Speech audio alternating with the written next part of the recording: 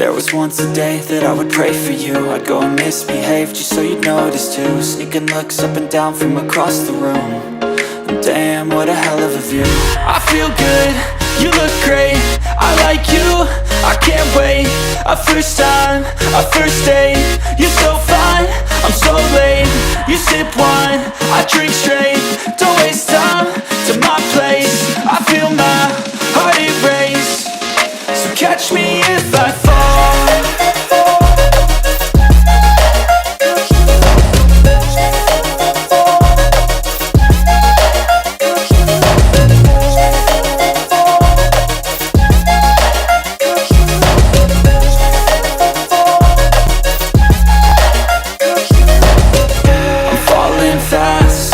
Praying that this night's gonna last. You got it all on tap, I'm loving your vibe, always have your back.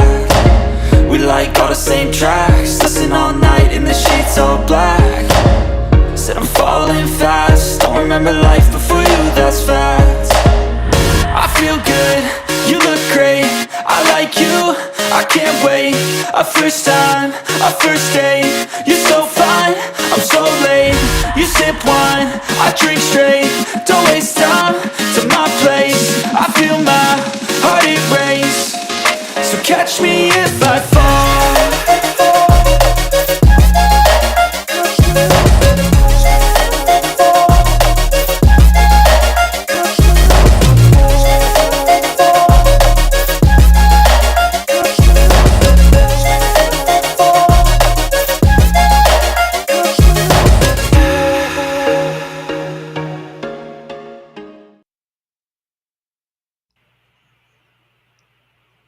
And welcome back, you party people.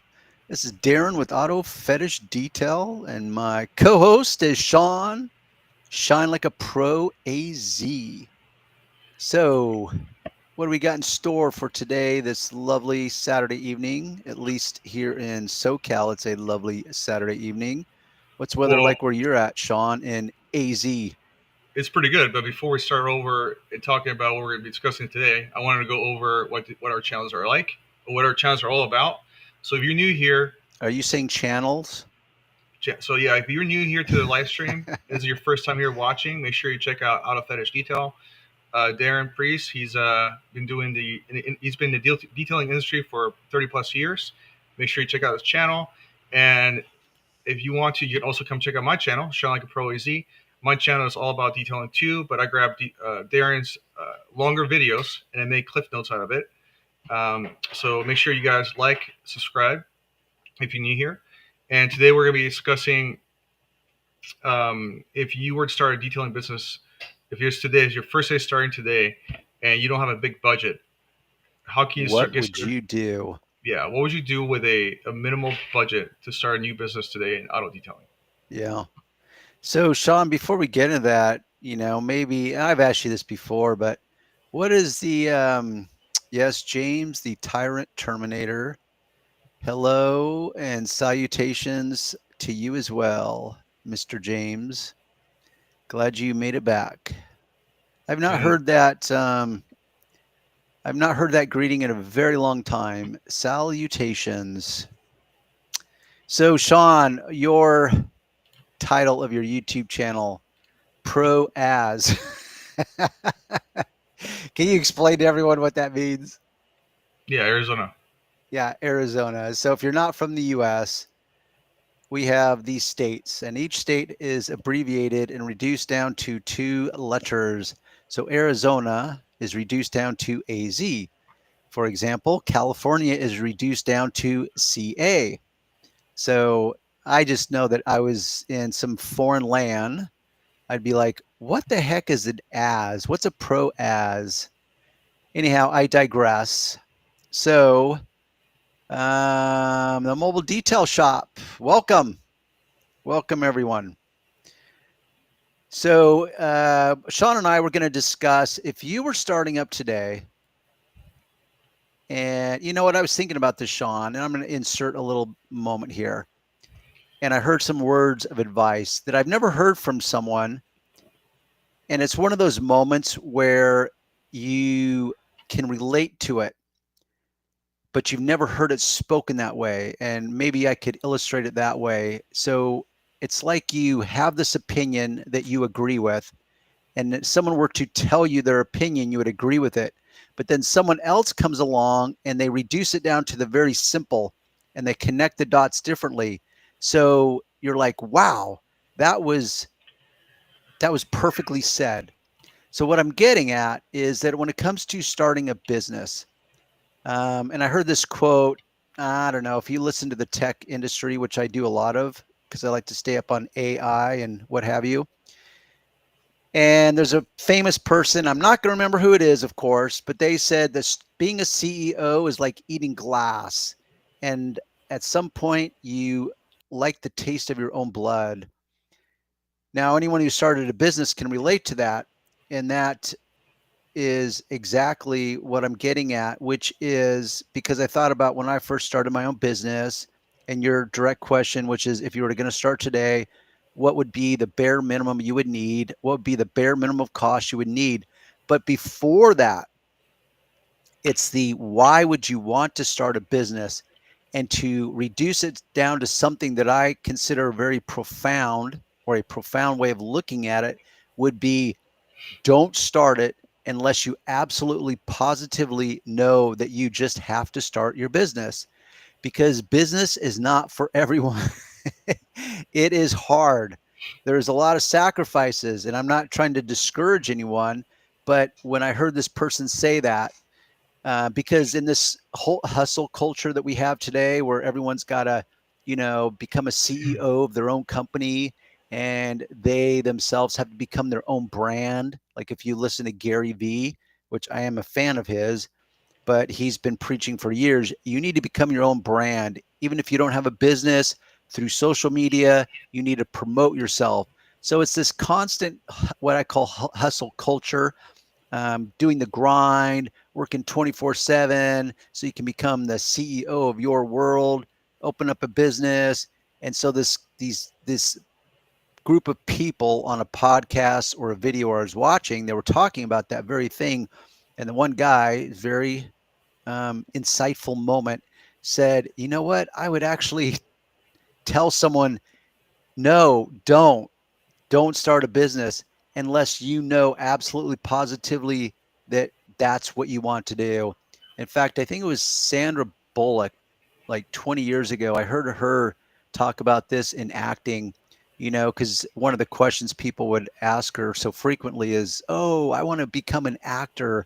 I want to get into the business. What do you recommend? And she said, don't do it unless there is a burning desire deep inside you that absolutely positively there's no other option in life, then fine, do it. But otherwise, don't do it. And I was reflecting on that. And once again, I'm not trying to discourage any guy from doing it, but having trained enough guys and seeing kind of the rude awakening that they have as to how physically demanding it is. And there's a lot of variables that they don't think about, because we all become enamored with like, ooh, cars are cool, especially cool cars are cooler. So I'd love to detail on really cool cars, and detailing just has a certain glamour to it. And social media definitely glamorizes it in a lot of ways. So with that said, that was my little diatribe in the moment. Who are you pulling up there, Sean? Someone. The Detail Geek. Never heard of it. And we've got check the channel, The Detail Geek. That's why you're looking at it. Yep. All righty.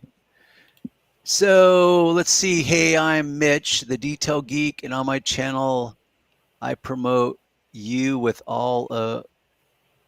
I provide you with all. I'm trying to read this really fine print. Really, it's got 3.7 million subscribers. Yep. That's funny, and yet I've never heard of him. I've heard of him. Have you? Yeah. Where is he based out of? I don't know. I think it's Utah or somewhere around there. Yeah. I think it's Utah. Yep. He cleans the worst vehicles that detailers refuse. Oh, is he one of those guys? He'll take this just a complete disaster of a car.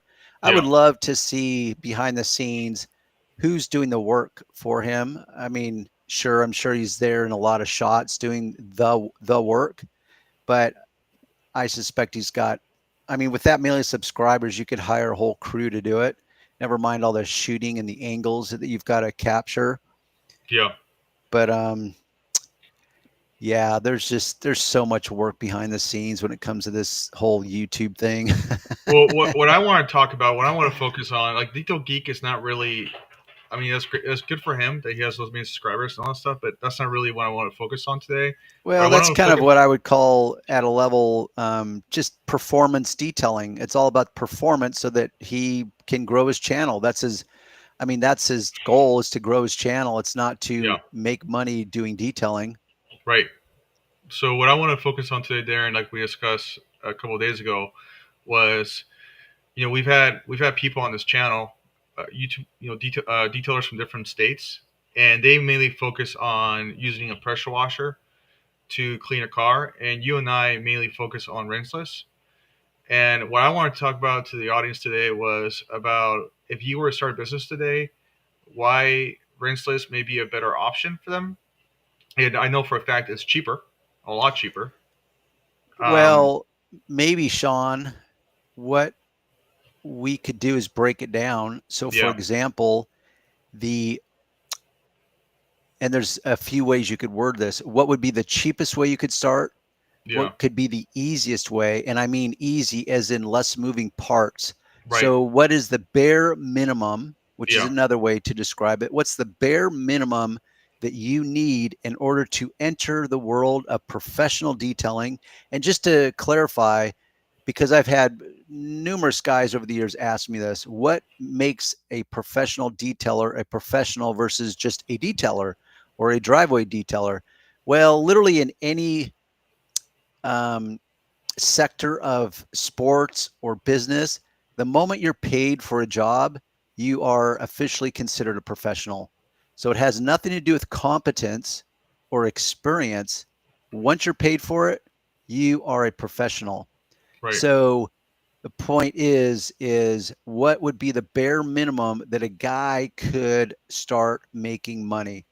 And before we even get into rinseless, which we can get into, it's because I've played this thought experiment a few times with myself included, which means, okay, if I was going to do it over, and let's say I was starting from scratch, as in no experience, all I know is that this is what I want to do. I want to start detailing cars. Let's pretend I don't have much money to invest in it, but is there a way I can start immediately? And secondly, and as equally important, is how do I make money doing it? So that is where I have broken it down. So most guys, I suspect, would think about, okay, what's the bare minimum I need to do a full detail? Well, I would back that out and say, hey, wait a minute. What if you broke it down? So for example, if you just broke it down based on gender, and now I'm going to go, it's not on a tangent. It's very relevant. It's just that I don't think most guys would think about this. And it has to do with your demographic, which is your audience. So in my world, at least here in Southern California, I would say that my audience was probably 65% dudes. And so you've got, and they're white guys. Now we're a total melting pot here in SoCal. So it's not like there's a shortage of other races to deal with, but I'm just saying, for my experience, it was white men over the age of 45. That was 65% of my business, which means, and this is part of where I'm connecting dots, guys in general as a gender are more concerned with the exterior. Women, on the other hand, are more concerned with the interior. But if I know that, what? Question. Okay, I was just going to finish my thought. Novice polish here. I grabbed an 8mm throw on a DA polish. I'm now hearing 25 with the brush. Should I even start with an 8mm purchase 25?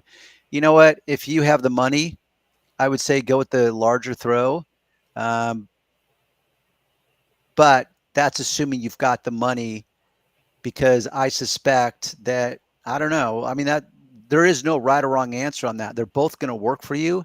So if you have the money and it's not a big deal, go with the larger throw. I think that's going to stay with you longer because honestly, no guy ever knows how many cars they're going to be polishing moving forward. So you say you're a novice polisher, which suggests that you're only going to be working on your own car. You're not going to be out busting the polisher on your car every week. You're not even going to be doing it once a month. You're going to polish the entire car, whether that takes you an hour or a day or a week or a month. It doesn't matter. When you're done polishing it, you're good for a long time. Maybe you have a second car at home that you want to polish also. So best case scenario, you've got 2 full jobs, 2 full cars to polish. Now what? Okay, so do you really want to invest in a 25 millimeter? Maybe, if you got the money, because moving forward, maybe you decide, hey, I want to start a side hustle, which is what we're talking about today, which is just starting out. So that's where I would say lean into the larger throw. I think that would be, but I'm actually a fan of the, what is Rupe's? Don't they have a 15? I'm trying to remember the sizes. It keeps changing. The 15 mil, or actually, what I'm thinking of is the smaller backing plate. So you have a 5.5-inch backing plate, and then I think a 6.5-inch backing plate. It seems like the beginners prefer the smaller size. There's a 15 right here. Yeah, it seems like What's the 15? beginners prefer the smaller versus the larger. I would see it's tough. If you have the money, you'd kind of want both because the larger is great for the big, wide open panels. But honestly, there's a lot of areas on a car that you kind of want a little smaller. 8 inches is or 8 millimeters is definitely small. That's probably a little smaller than I would prefer. But so it's go ahead, Sean. I was gonna say, if you can only pick one, then maybe just start out with the 15 and then work your way up from there. Yeah, I'm not sure why he went from 8 to the 25, and I don't even know what brand he's referring to. So there's a lot of variables on that one, Keith. If you want to be a little more descriptive, we'll be happy to dissect it further and further if you want. You just said it right now. Yeah, Also, by the I saw that. way, Keith, first of all, that was a good question. Thank you for asking that question, and also thank you for joining us on live stream. So here's also Brian. Yeah. Hey, Brian, what's up, man? Welcome back. There you go. So to finish my point, so I've broken it down into gender. So if, in fact, and I've talked to enough guys where this is kind of universal, where men are their main customer base. Here in Southern California, it was white men, and this goes into a cultural difference. So when you've got immigrants that are maybe first, second, third generation immigrants that come from other countries, they just have a different mentality. The way they spend their dollars is just different. And so that's the theme that appeared in my professional business was a white man over the age of 45, at least 65% of my customer base, and they were more interested in how the paint looks and the exterior versus women that are more concerned with how the interior is, which makes sense if you just understand the different roles of the genders and the different proclivities of the genders. So what I would do is I would lean into that and I would decide like, okay, what's the bare minimum service that you could provide? Well, that would be a wash, a complete wash. All right. But the next step would be, okay, a wax. Okay, there's not a whole lot of skill sets needed to do a wash and a wax because in between the wash and a wax is, can you guess what that is, Sean? A wash and a wax? Yeah, there's one step in there that clay bar? Bingo. So it's like, okay, you can do a wash and there's not a whole lot of expectations in that from the customer because they just expect a clean car where you've removed the, what I call superficial dirt. So you could go around your neighborhood and offer to wash cars and charge $15, $20, whatever. Bam, you're in business. So what do you need? And this is where we can insert the rinseless wash method, which both of you and I were a big fan of. Yeah. And I was telling you on the phone, Sean, that before any of these products existed, my guys and myself were doing this before we had, I mean, this is so long ago. This is over 20 years ago. We didn't have microfiber claws. I'm sure they existed, but this is well before the internet, so we didn't know about them. And my suppliers weren't pushing microfibers, so we didn't even have microfiber claws. I used a synthetic chamois to dry the car off with. We didn't even have chenille wash mitts. We were using just old school lamb's wool wash mitts that were either, typically they're synthetic because they're cheaper. So that's what we had to wash with. So we didn't even have all these products like rinseless or waterless. And so we just developed our own technique. And the reason I did this, and it was actually a group effort, meaning I had this worker bee. That's what I call him. His name was Kevin. And he was kind of a slacker. He was always taking shortcuts. And it really was annoying to me because the world of detailing is not necessarily where you want to take shortcuts. So he was telling me how he would take the wet chamois and just he would spritz it with some window cleaner. And once again, this is before we had quick detailers, spray detailers, call them what you want. We had none of that. We didn't even have spray waxes back then. So he would just take some window cleaner and spritz a section of the car and wipe it down with a clean wet chamois. Now you got to remember, this was here in Southern California. We basically get no rain. We're washing these cars every week. So what it is a week's worth of accumulated dust. And he was the one that was showing me this idea. And I thought, you know what? I like that because I was so frustrated because there was cars that I would polish to perfection. Perfection, there's that word. And the moment you wash them the week after, it's going to induce a certain amount of wash scratch to it because I'm using a synthetic lamb's wool wash mitt. And it was so frustrating. I thought, gosh, there's got to be a better way. And I thought, I wonder if I just sprayed this like my worker bee, Kevin, and just carefully wiped it down. And the results were amazing. And I thought, oh my gosh, this is so much better. Like you're not making a big mess with the car with tons of water. It based on the equipment we had, like the wash mitts we had, it proved to be safer. And you're not having to blow the car off when you're done because water's trapped in all the seams. It was just a superior way. And from then, that moment forward, that is basically what we did. So I'm a big fan of it. I know you are, Sean. But back to that, you want me to answer Ron here? Ron, I don't recognize that name. He's new. So yeah, we okay. have Welcome, a Ron. few people questions. Sulukan. I could pronounce that a few ways, Ron. Soluki. I don't know. I'm really botching that up. Sorry, man. That's how I did it. I purchased a Porter cable, but found out the difference in vibration. Then I sold it to get the Rupes LHR 21. Yes, the 21.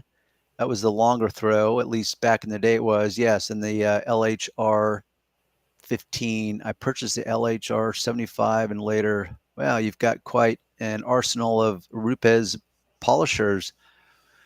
So good for you.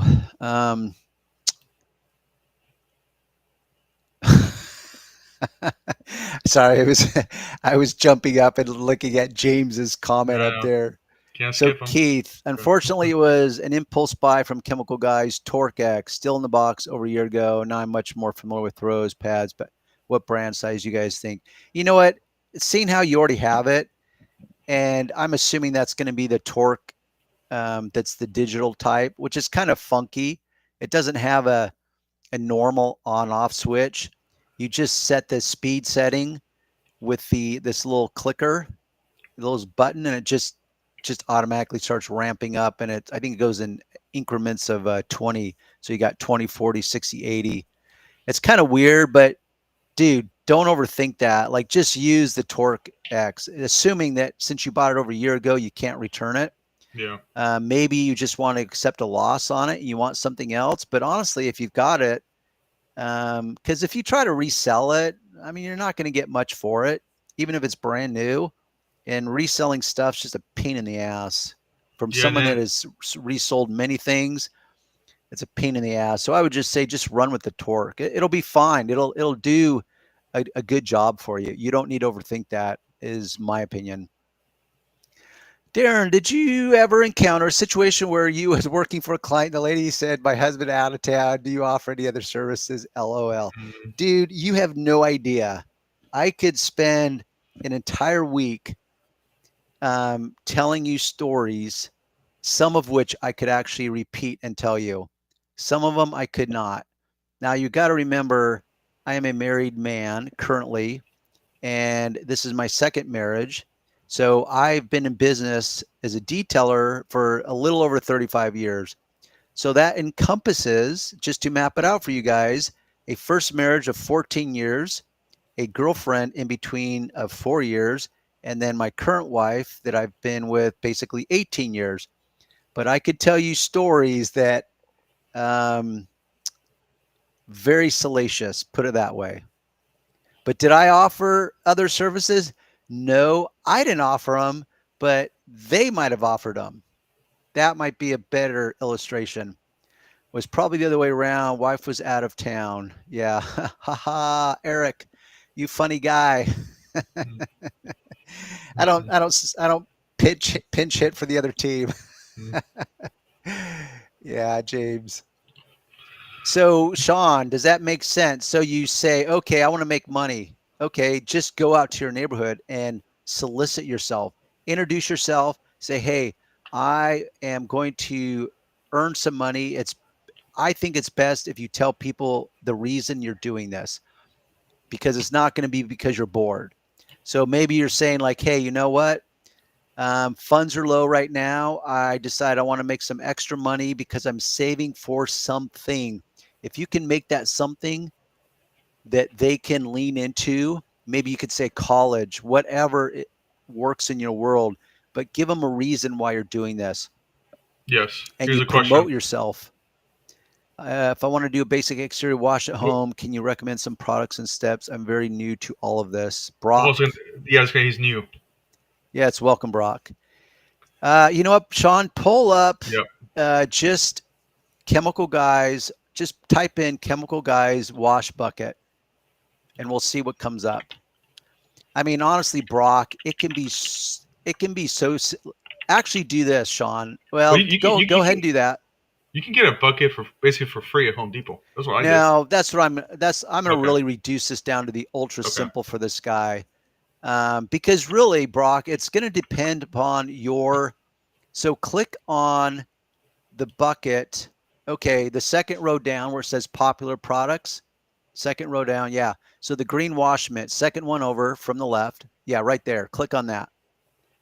So I actually have bought probably 3 of these in my career. What's useful about these is like, because I use what's called, I'm going to call it rinseless technique. So what I will do, I don't actually use that soap, but I love the bucket because it's got a grit guard in the bottom, and I reuse my water over and over again because I wash my cars every single week. They are also garage kept, which means they really don't get that dirty. So when I wash them each week, I'm not really picking up a whole lot of dirt, which means my wash medium, as they like to call it, which is a glorified name for your wash water, does not get that dirty. And honestly, I keep it so simple that I don't even use, because this comes with, what's that called? Citrus shampoo or something? Yeah, I've actually used that one before. It works good. Yeah. But that's if you want to use a bunch of water and wash it in a traditional way. So that's where, to keep it super simple, Brock, it would be that. You just start with that. Definitely you're going to want to get a microfiber drying cloth of some kind. Now, I guess I would recommend you just start out that simple, Brock. There you got your wash bucket. You've got the exact wash mitt that I prefer, which is the chenille wash mitt. That car shampoo or wash shampoo, whatever they call that citrus stuff from Chemical Guys, works really good.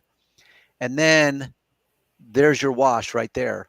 Now it comes to drying the towel or drying the car off, which once again, you don't have to overthink this. And I would get, my preferred size is a 16-inch by 16-inch semi-plush type of microfiber cloth. And there's just 100,000 varieties out there, Brock. So you're just going to be overwhelmed. I mean, if you want to keep it super simple, you could buy, like, let's say you have a Costco that you shop at, buy a bag of Kirkland microfiber cloths. There it You is, can, Darren. yeah, On the thank screen. you. Yeah. You can just dry your car off with one of those. Now, most guys would say, oh, that's way too small. It's not going to mop up enough water. It's like, well, yes, correct. But what's nice about them is that you can manage them so easily because they're not too big. So, for example, when you get these big drying towels that are ginormous and you watch someone use them, and yes, they're very effective because you can mop up the bulk of the water very quickly. And it's very nice to have one of those towels or sheets. Different manufacturers call them different things, but they're big. And so you can drape it over like the entire hood and drag it across, and the bulk of the water is just gone.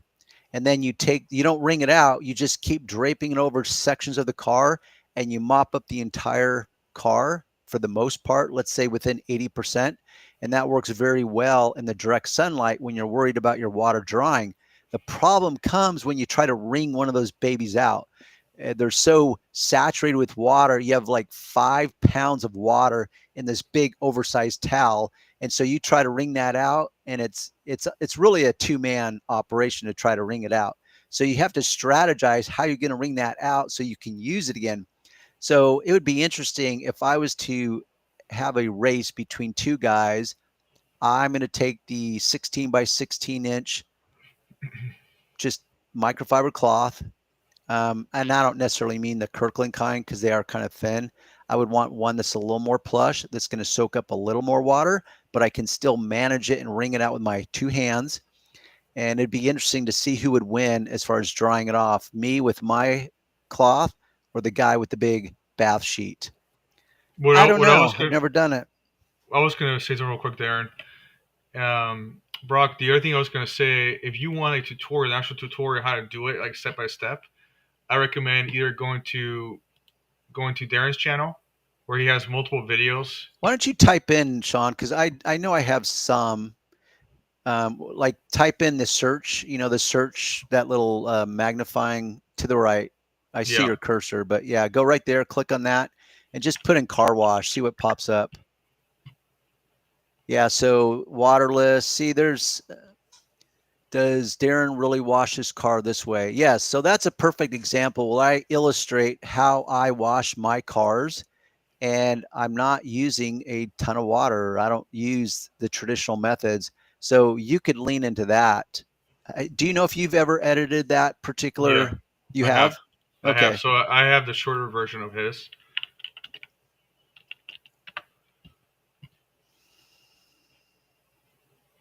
Wait for it. Wait for it. It's somewhere. It's right here. Here's this one right here. Do's and don'ts of waterless. Yeah, okay. Turtle wax, waterless. You do step by step on how to wash the car. Yeah. So there you go, Brock, in 1,000 words or less. Oh, this one too. This one right here is also where you do step by step on the car. That's me working? Yes. What am I? It looks like I'm wearing a tank top or something. What's going on with my shoulder? No, I just wear a t-shirt. You just have a towel over it. Oh, towel. Okay. I've got this little thumbnail that's like a 1/2 inch by 1/2 inch that I can't quite see on my screen. Okay. Yes. That's actually why I juggle the, because I'm working in the direct sun and it's hot outside. So here in SoCal, it gets pretty toasty. Anyhow. So what I was going to say, Brock, was that if you're new here, like we said at the beginning, if you go to Darren's channel, Auto Fetish Detail, you're going to get a longer, more detailed video. If you go to my channel, Shine Like a Pro, AZ, you're going to get the shorter version of it. So yes, the Cliff Note version, the condensed, ultra condensed version. Yeah. To promote that. So let me go back because we actually have more comments here. All right, go for it. Thanks, Brock. Yeah. Keith, probably a dumb question, but it is okay, necessary to use a drying aid then polish. No, absolutely not. It's not a requirement. And it's not a dumb question, by the way. Honestly, I don't know that a dumb question exists when it comes to No. the world of detailing because there's so much hype, so many endless opinions, so many experts out there pushing some agenda on you. And there's just so much combination of jargon, of hype, of ambiguity. I mean, it's just all over the board, and it's like you might as well be in a what do they call those at the fair or the circus? The house of mirrors. You might as Oh, well be in a okay. house of mirrors, trying to figure out where your real reflection is. That's what I consider the world of cosmetic car care. I mean, and every manufacturer is coming up with some new secret chemical that they're going to add to their formulation. Of course, they're not going to tell you what it actually is. They're just going to add it there because it's like, ooh, it's got the cool factor, must be better. Like graphene. I remember when they started using graphene. I mean, line up 1,000 people and ask a single person what graphene even is. No one's going to know. We But actually, we we've all been, actually. Oh, what's sorry. that? Go ahead. No, go ahead. Finish up. I was just gonna say, but yet we've all been now trained and groomed like, ooh, graphene plus ceramic, that has got to be superior than just ceramic alone or graphene alone. So we're gonna take graphene, add it to ceramic, which by the way, they've never really clarified what is ceramic. Well, I don't know, but they make really cool coatings, but no one's along the way has decided to actually educate us as consumers or as detailers. All right, another little diatribe of mine. Dear chat friends, be sure to give this channel a thumbs up. Oh, thanks, James. Appreciate that. Here's a new person. Callus Auto Detailing. Hello from Oakland, Maryland. Been detailing alone for 35 years and 50. Dude, I am right there with you, except just add 2 years to that. So probably I have 37 years and I'm 59. Thank, And yeah, I was gonna say thank you for joining the channel or join. I yeah, mean, join the live stream. Sorry. yes, Callus, and good luck out there in Maryland because I know you've got weather to contend with up there. AMI Detail, that's a new one. Yep. Welcome, AMI. Step up from CG Products. What's a step up from Chemical Guys? You want us to step up from CG? Yeah, I think a lot of pros are not a big fan of Chemical Guys. Well, because they're a retail product. They're Yeah. catering to, they know their demographic. Trust me, the Right. company's doing well because they understand their demographic, which Right. is guys that just like to buy stuff and they Well, like it to smell good and look good, which I'm a big fan of also, by the way, but it's not packaged for the professional. It's yeah. not priced for the professional. So it is a retail product. But Yeah. It's for the as retail products go, I think they do very well. I don't like every single one of their products, but it's hard to go wrong. But once again, they are a retail product line. yeah. It's mainly for like your DIY garage detailer. Exactly. And like the guy also that likes to show his stuff off, whether it's Yeah. his neighbors, he likes to Yeah. line them up and alphabetize them or color coordinate them or task segregate them. Is there a certain brand drying towel you would recommend over others? The simple answer would be yes, it would be Autofiber. So one of the things I like about Autofiber is it's a family-owned business. I know both the son and the father, really genuine, honest guys. Secondly, and probably most importantly to you guys, is they're very innovative. They have a lot of, I consider them very innovative.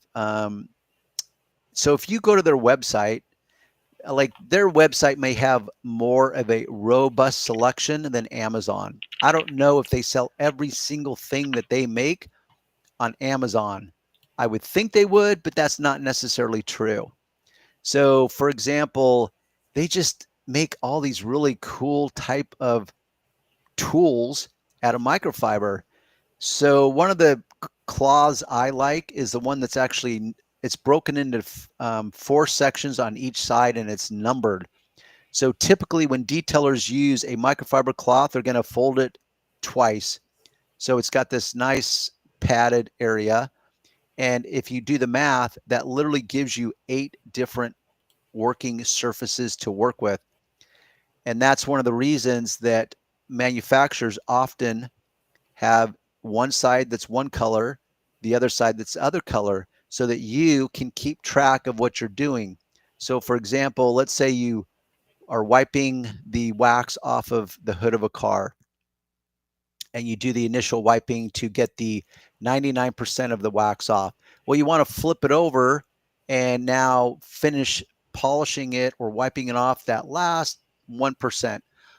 So that's why manufacturers often have 2 different colors, so that visually you can instantly know and keep track of which color represents which part of the chore or task that you're doing. They took it a step further, and they have these microfiber claws that are actually, so each side is broken into a quadrant. You got 4, and it's numbered 1 through 4 on one side, and then 5 through 8 on the other side.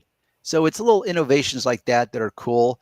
Never mind the fact that they just have quality microfiber claws, but they've also got different grades of microfiber. So if you don't want to spend the money, because not every job really requires the highest quality of a microfiber cloth. So you can select based on your task. So let's say you're shampooing carpeting or leather inside the interior.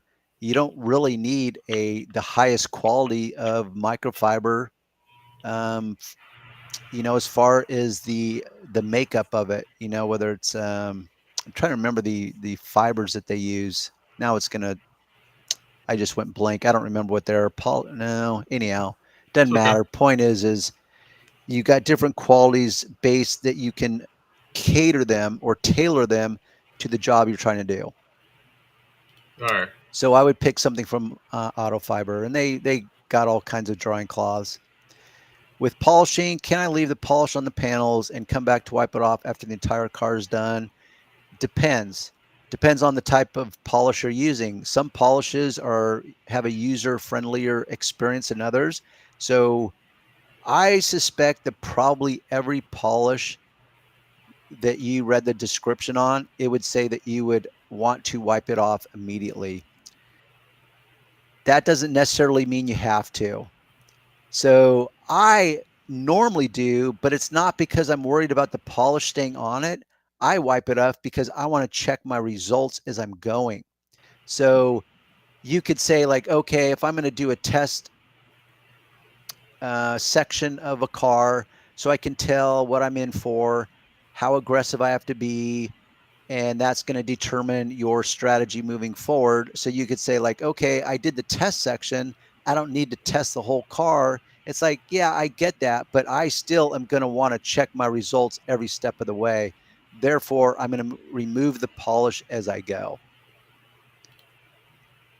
Also depends on the weather. So if you're in Arizona and it's like 120 degrees, you probably don't want to do that. Probably, but honestly, yeah. I would say that that's more what you just illustrated, Sean, is more about the initial polishing, as in the product flash drying. Once I'm of the opinion, and I've confirmed this, but I'm sure someone could debate it, that once a chemical, when all the water is evaporated out of it, that it becomes inert or inactive, which means that any chemical reaction is going to stop happening. So if your polish has flash dried on the surface of a car, whatever damage is there, if you want to call it that, is done. So I would say that working in direct sunlight is more about that initial, like how much polish are you putting on the pad? How big is your working area? Because you want to keep the polish active by keeping it liquid, and you don't want it to flash dry. So yeah, that's my little added thought on that. For interior detailing, are brushes a must-have? Yes, is a simple answer. If so, recommendation, I'm using Meguiar's products on my interiors. You definitely need a brush. Well, okay, we could go down that wormhole. If the interior is not that dirty, do you need a brush? No, you wouldn't. Like if it's literally just dust, you could just spray your cleaner and mop it up. Or you could just spray the cleaner on your cloth and just use that as a damp cloth to mop up the dirt. But if you have any kind of real actual dirt, whether it's on porous materials like carpeting or velour or just fabric of any kind, you're going to want to scrub. You always want to pre-vacuum. It's always easier and better to remove the dirt when it's dry. And that's also where a brush would come in, is you can brush the areas, whatever you're working on, loosen up that dirt, vacuum it up, and then you apply your cleaner, and then you come in with a scrub brush and you scrub it. But with that said, if you want to really go like ghetto, you could just not use a scrub brush, a dedicated scrub brush, and you could use your microfiber towel as a scrub brush, which means that you would pre-vacuum, spray your cleaner, and literally use your microfiber cloth as a scrub brush. And that would be one way you could subvert having to use a scrub brush if you wanted to. With that said, is Sean, you want to pull up better boat brushes on YouTube or Amazon? Amazon. This is kind of a default. It's kind of weird that they're called boat brushes. One of these days I'm waiting for one of these companies to say like, wow, that Darren Priest guy, he is like brought our, there it is. Oh, here we go. Yeah. I was going to show a video about it. Yeah. I have a video on it. I know. I made it too. So it's called Better Boats. It's their upholstery brush set. So are they perfect? No, they're not, but they're 98% perfect. And what I mean by that is you've got two choices. You've got a very stiff, the white nylon bristles are very stiff. You can use that, even though it's really stiff, you can use it way more than what you would think. Even on leather, it's not going to tear up your leather, and you still maintain control. You don't have to go in hot with it. You lightly brush it.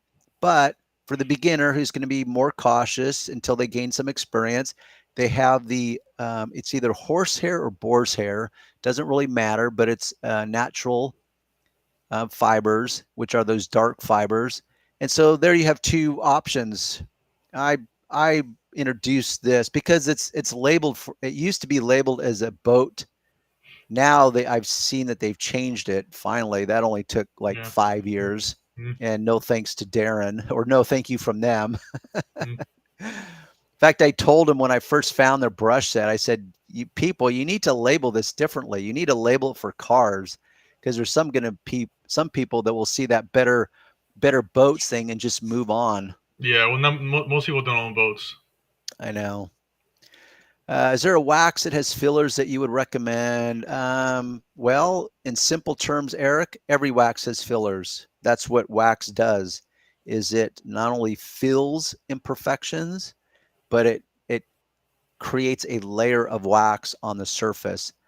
As far as fillers, that's a terminology that is thrown around, and it's so ambiguous that it can mean endless things to endless people. I mean, most people talk about fillers in the form of polishes or compounds where it's like, oh, I want to get a polish with no fillers in it. It's like, well, it's just a term that it's almost become meaningless because it's just so ambiguous. It can mean so many things. So once again, the simple answer is wax itself is a filler. So do I have a wax that I recommend? I've got a lot of waxes I recommend, but that depends on what your end goal is, who's applying the wax, which is probably you. But different waxes have different benefits to them. Most paste waxes are going to be better at filling the blemishes and covering up wash, scratch, or spider webbing, whereas in the synthetic or the spray waxes tend to give a slicker feel to it, but I don't think they do as well as covering up. And that includes the liquid waxes. So you've got paste wax, liquid wax, and spray waxes. So I'm of the opinion that a paste wax is going to be the best at covering the imperfections. How about that for my answer? And you could literally pick any paste wax you want. Most of them are going to perform really well for you. As far as retail products, it's hard to go wrong with Meguiar's. I mean, Turtle Wax, Adams, Chemical Guys, just fill in the blank. They're all going to make a pretty decent paste wax. I like a medium-sized twist loop for drawing. Dreadnought Junior from Auto Fibers, nice. Okay, once you look that up, Sean. Okay. I don't even know what dreadnought, what that could even mean. Dreadnought, is that being literal, as in dread not the drawing experience? We have removed all dread from the experience. So it's the Dreadnought Junior, which suggests that they have a Dreadnought Senior perhaps. So this is probably a smaller one. Tal, 20 inches by 30 inches, which is pretty big. But that might be a winning size as far as it's not a big, huge bath sheet. And so you're still able to wring it out, even though it'd probably take me 3 different rings to get that out, because 30 inches, that's almost 3 feet in length. 3 feet here in the US is 36 inches. So 20 inches. Yeah, that's actually, that probably would be, I have not used that one particular AMI, but I would say that that might be a really good winning size. And I like the plushness of that. And I like the fact that it has color-coded sides, as in different colors on each side. So I can, as I'm working, I can be strategic and say, okay, the green side's going to be for my first wiping down, and I'll just keep wringing it out. But then I want to go back over it with the gray side because that's going to be the cleaner side. So yeah, I'm going to give that a thumbs up, even though I haven't even used it. Hmm. An 1100 GSM, that's substantial. That's a lot of absorption going on there. Upon wiping off the polish, do you recommend a damp to wipe off after and follow up with a dry plush cloth for the wipe? I feel like there's so many steps needed. Yes, there's a lot of steps. I don't recommend using a damp cloth though. The only time I'd recommend using a damp cloth is if you need to. And I know there's this whole debate is, for example, when you polish and now let's say you're applying a wax or a sealant, especially like ceramic coatings. And that has to do with, you got to make sure you clean off all the polish and make sure there's no polish residue. So yes, if you use a damp cloth, it's going to remove polish residue better than a dry cloth. But that's the world of ceramic coatings. So don't worry about it. I feel like if you used a damp cloth, it's probably just going to end up making a mess for you because it's going to kind of reactivate any last residue of the polish that's there. And honestly, whatever product you're going to finish with, whether it's a paste wax, a liquid wax, a spray sealant, doesn't matter. It's going to take off that 0.001% of residue that you left there just by wiping it off dry. Brock, for the stubborn dirt that doesn't come up out of the floor carpets with a vacuum, are there any recommended tools or techniques I could use to keep things dry besides an extractor? Keep things dry. Let's see. I'm trying to interpret this so I can answer your question as best as possible, Brock. That doesn't come up out of the floor. I know what he's talking about. So he's asking like something that's like mud get hardened, it can be stuck on the carpet. So you could use like a degreaser and a brush. Well, but what about the part where he says to keep things dry? Maybe he means to keep things drier. So I could answer that in a few ways. So let's pretend, Brock, that you mean you've got heavy amounts of dirt in the carpeting fibers and you don't want to use any moisture or any liquids at all. Then you would simply just brush it as vigorously as you can and keep vacuuming and keep brushing until you have the desired results. I suspect maybe what you mean is rather than using an extractor that gets things very wet and it really extends the drying time, is what I've always done, which is literally you just pre-vacuum, get as much of the dry dirt as you want, spray the area with a few light mists of your chosen upholstery or carpet shampoo, scrub the area, and then mop it up with a microfiber cloth. And then you just do that until you've soaked up as much of the dirt as possible and you have the desired results. It will not oversaturate the carpeting. The drying time will be dramatically quicker than that of an extractor. And it's also a way to not have to carry an extractor. And I've been detailing using that method for, 35 years. The only time I use an extractor is on just destroyed cars with really massive liquid spills in them. Like, rarely do I use an extractor. I know it seems weird, but there's just so much extra work. The setup time, the breakdown time, cleaning them, using them, and then the extractor head itself, because it's a head, literally it's limited to just the big wide open areas of the interior. So the moment you're trying to get that head into these tight areas, you're going back to the system that I use anyways. So there. How about that?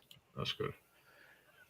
Hello, everyone. Just getting, Leardy 58, welcome back. Hope everyone's week went well. I guess that's subjective. Did it go well? Well, I'm still on this side of the ground, so I'm going to say it went well enough.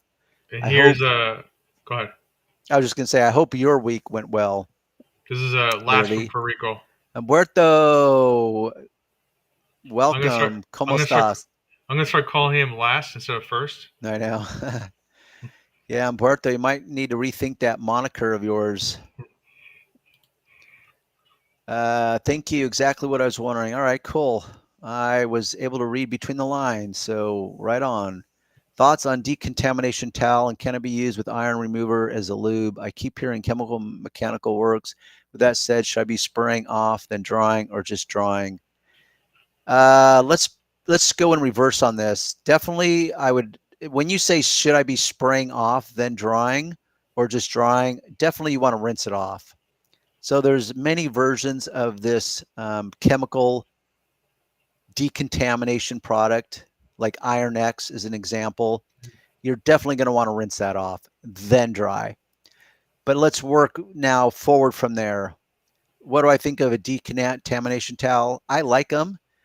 I'm of the opinion that the towels and the sponges tend to induce a little more abrading to the paint than the clay bar. But that's debatable.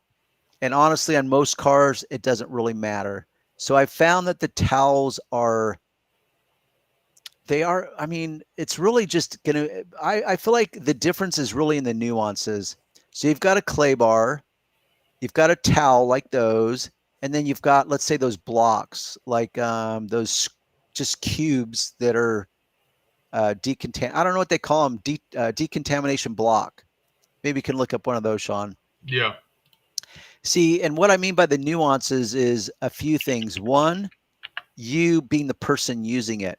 Yeah, so those blocks, you scrolled, go back up to the top, Sean. It was right there at the top. See those black blocks? Yeah.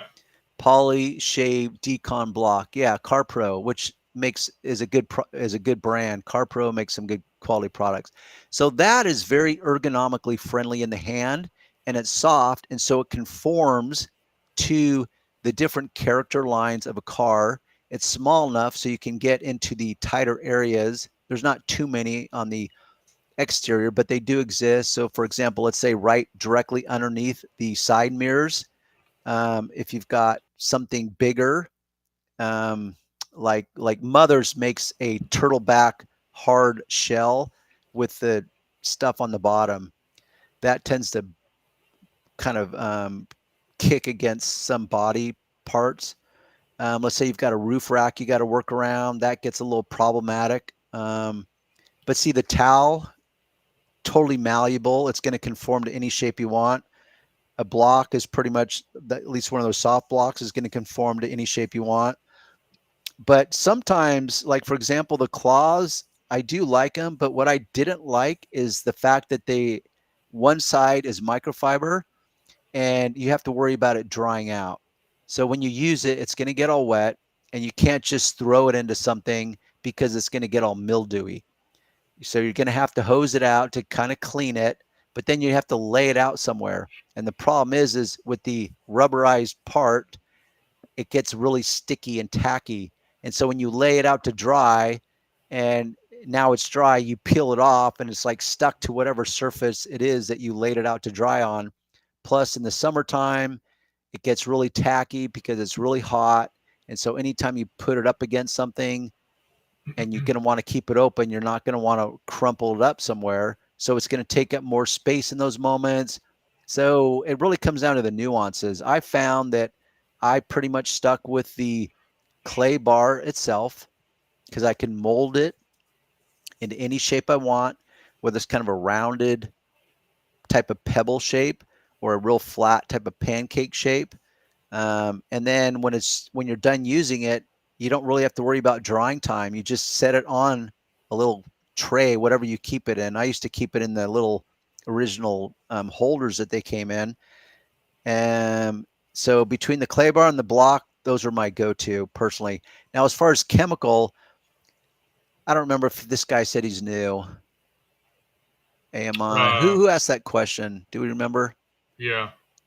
It's Keith. It's Keith. Yeah, Keith. So, for example, in a perfect scenario, you're going to actually want to do both, and I'll tell you why. The clay bar, the clay towel, the clay block, whatever, it's going to shear off the contaminants.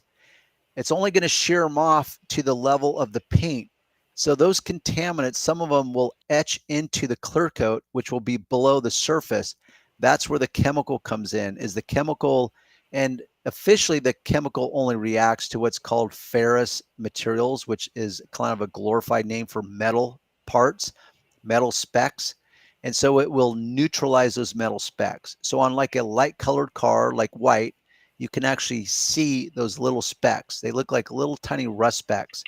So the chemical will neutralize those. But if you just use a chemical, it's not going to shave off of the bonded contaminants that are sitting above the surface. So you're still going to have a certain amount of grit left if you just use a chemical. So I'm of the opinion, if you want full decontamination to the extent that it's possible, you're going to have to use both.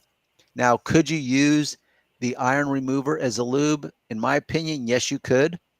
Now, you want to be cautious, and that's where you need to read the manufacturer's directions. Most of them will say, don't allow the chemical to dry on the paint. I've never personally had a problem with it.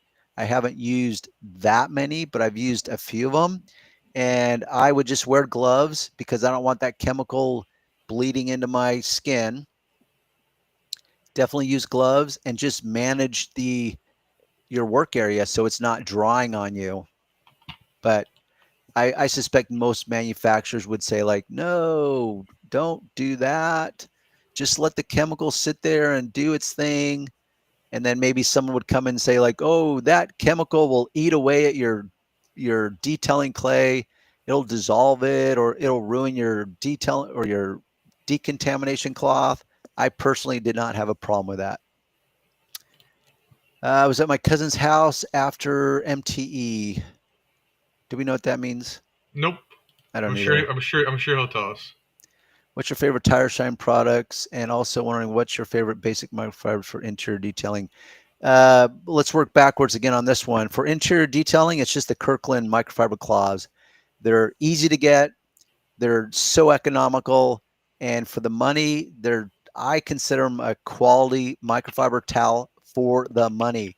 And honestly, when it comes to probably 80% of the jobs with detailing, whether it's on the interior or exterior, you don't have to overthink your microfiber cloth. So I buy those. Now, favorite Tire Shine products. I feel like you don't have to overthink that. I'm always going to lean into a water-based product, which most of them are. Like Chemical Guys, VRP is pretty standard. I used to use CarPro. I don't remember what their dressing was called, but I used to use CarPro. I've used Adams, which works good. Chemical Guys, VRP.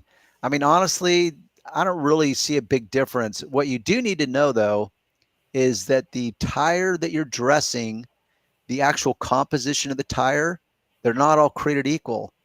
So what I mean by this is that you can have a low budget tire that has really inferior compounds, rubber compounds in it, and you can get the most expensive or the best tire dressing in the world, and it's just not going to produce much of a shine.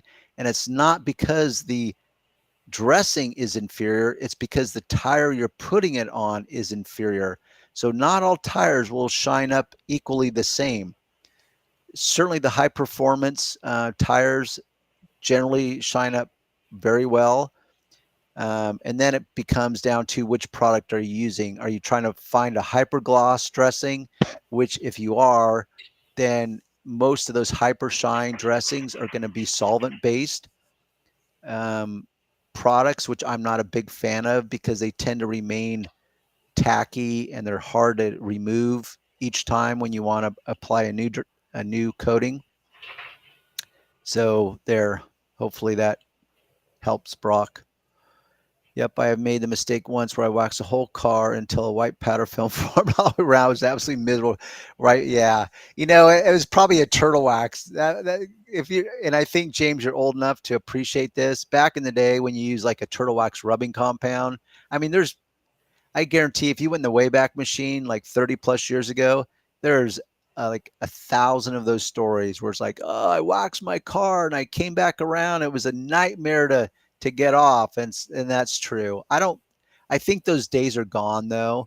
I'd be surprised if there's a product out there that would produce that same type of unwanted effect. I could be wrong, but I don't know. I had to use the heavy pressure with my micro towel where I could see the panels bowing inward. Oh, wow. Yes. I think every old school guy back in the day when we probably had like, I don't know, 2 different choices, turtle wax compound and turtle wax hard as a shell wax. Those were our 2 choices. I'm sure others existed like Meguiar's, but actually you know what I grew up with, and I'll say that it wasn't until I was a teenager, but my go-to was Mother's Cleaner Wax. That's what I used. And I can say I never had that problem with that product. Perfect. Thanks a lot for answering all my questions. You guys are God sent. Well, I have not been labeled that for quite a while, but I'll run with that. So you're welcome, Keith, and thank you. Those are some good questions. Mobile Tech Expo. Oh, check you out. I did. Oh, wait, no, I'm confusing it. I did what's the big show in Florida? Gaylord, Florida. It's a tool convention, but I've never been to the Mobile Tech Expo. There it is. I know a lot of detailers go. Yep.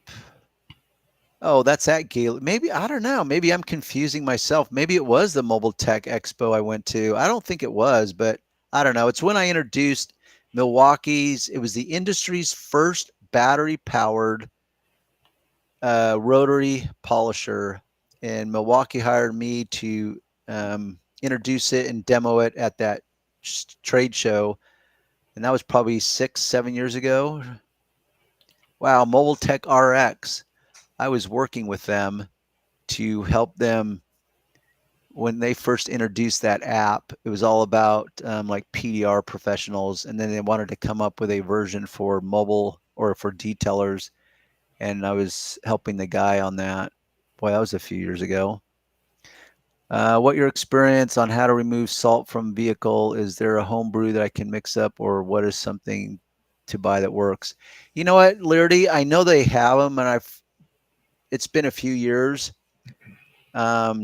In fact, if I remember correctly, I think it was some guy in Salt Lake, because it's such a, they get a lot of snow up there, and it just accumulates on the inside. And he said that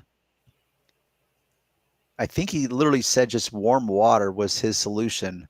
Like, there was all these products that he's tried. Now I could be misquoting him, but, and this is kind of going in the Wayback Machine. Personally, here in California, we don't have to deal with it. So I'm not really the guy to be asking about that stuff. I'm sure there's plenty of products, but maybe you could literally just try warm water to break up that big mess. What about using a clay bar? Well, see, I was actually referring to the interior versus the exterior. So on the exterior, I don't know. I think he's talking about the exterior. I think he's talking about, He probably is. yeah, because he probably lives in the Midwest where they put salt on roads and that gets Yeah. over your car when you're driving on the freeway. Yeah. So I'm guessing if that's the case, I would say a clay bar.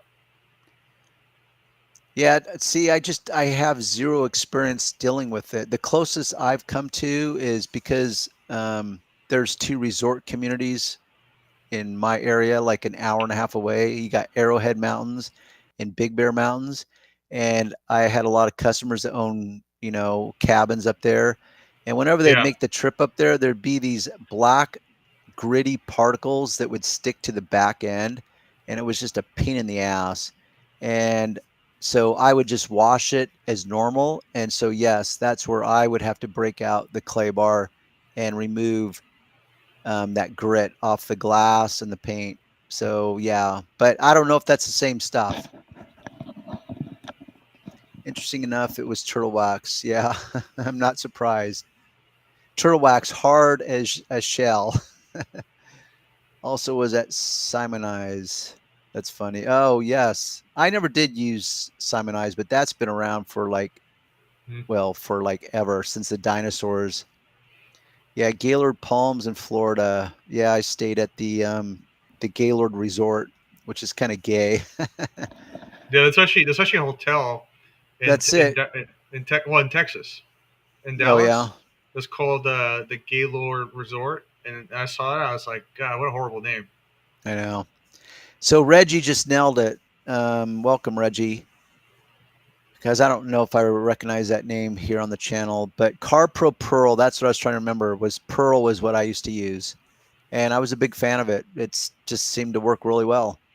And yes, that's one of the benefits of using water-based dressings, is that you can dilute them down with water. So like when I'm dressing an engine and I'm doing the main area, I want just a really thin dressing that's just going to create some shine. I don't need it to be thick. So I want like full strength for the tires. I use it diluted way down for inside the wheel wells and for the engine area. There's a good product called Road Salt. Huh. Yep, I just have no experience in this world. Not with the salt on the roads. Thoughts on Pan's products? I was hoping. I have no thoughts other than more power to them, whatever. Yeah, I'm personally. I haven't tested tried them out. any of them. Yeah, yeah, Yeah, I'm sure they work. yeah. So more power to Pan. All I can say is that people have spoken positive about his products. That's all we know. Yeah. Now they retired. Do you have a retired? Well, there's a loaded term, retired. Can't really say I'm retired. I don't do any hands-on detailing any longer, other than my own cars, and occasionally there's a really persistent person that is figured out a way to insert himself into my life. And if everything aligns, like if the stars align, as in what they want done, what are they willing to pay? So they really have to cater to my world, then I'll do it. But that's pretty rare. Do I have a membership? No, I actually still wash my own cars. Because honestly, I can be halfway done by the time I even drive to a car wash one way. Never mind, what are they going to do to my car that I'm going to be annoyed by? Whether it's the brushes they're using. I mean, so no, I don't do car washes. Yes, outside, love, northeast. Very good. Upper northeast. Got it. When I heard Gaylord Palms, I thought it would be like the Blue Oyster Bar or Police Academy movie. Yeah. Umberto, Yeah, you that's funny. funny guy. I bet that I was laughing already.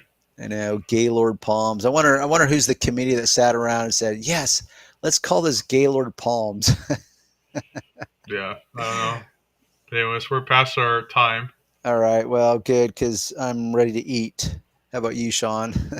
I already ate, but yeah. Oh, all right. Yeah. Well, party people, thanks for all the newbies that showed up tonight. And thanks for all the veterans that showed up tonight. We appreciate it. Hope we expanded your minds a little bit in a good way as far as the world of detailing and products and processes. And any last parting words, Sean? Hold on. Let me switch screens. Oh, wowza. I am sore. Oh, boom. So I Switch would screens? say the only thing I was gonna say was oh look, just detail it. What's that? Oh, Doug, hi and bye. Yeah. Yeah. Well, So glad you came in for the grand exit. Detail it. yeah, what I was gonna say is make sure you guys like, subscribe, and join us next Saturday at 6 p.m. Pacific time for the next live stream. Yes, do that. And we'll see you guys then. All And right. thank you, Sean. All right. See you guys next time. Bye bye.